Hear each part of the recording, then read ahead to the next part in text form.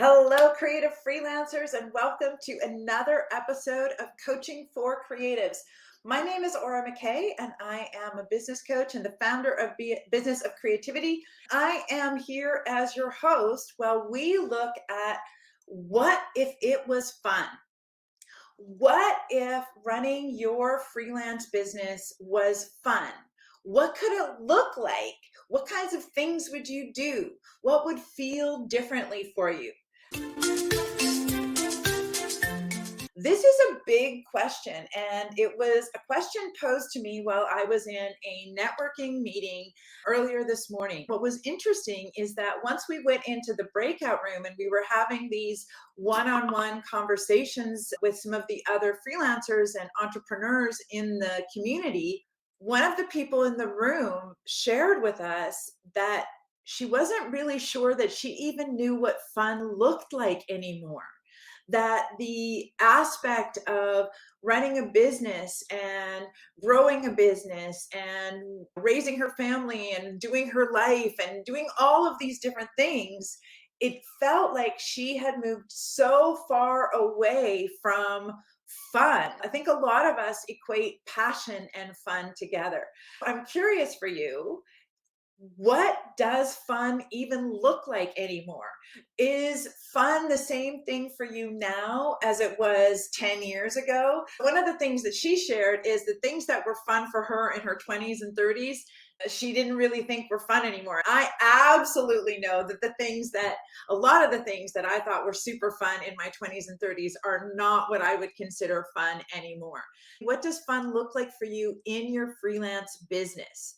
How are you having fun in your day-to-day life while you run your business? This is a tough question for a lot of people. It was a hard question for me as well. It's not that I take my business so super seriously that there's never any fun in it, but I am really committed and I care deeply about my clients, and I am deeply committed to my goals and the difference that I want to make in the world. I feel like fun and playfulness, sometimes there's like a dissonance or a disconnect between being focused and disciplined and consistent. I invite us all to look at what might be possible if working in our business was more fun, and how can we make it more fun. First, let's look at what might the benefit be. I know that when I have more fun, I'm usually more creative. When I'm having fun, I usually get more stuff done.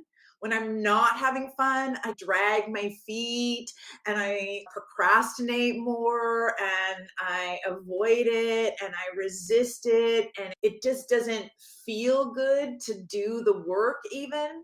So when I am having fun, I'm more lighthearted about things. I'm more open to other ideas and suggestions.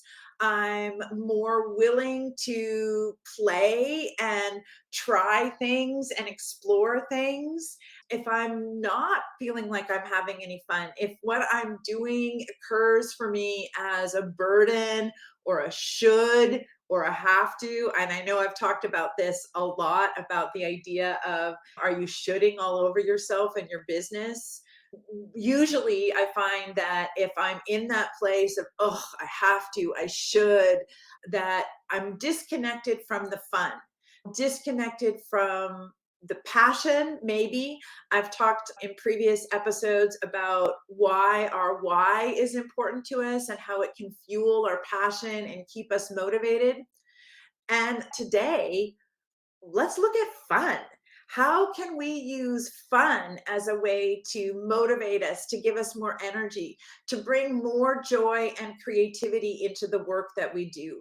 I know that whenever I start a project and I'm resentful and pissed off, it leaks into the project in some way. Whereas if I start a project and I'm super excited about it, that also gets infused into the project. How do I bring excitement and fun and joy to my day to day? The truth is, I haven't been, and this is a great reminder for me.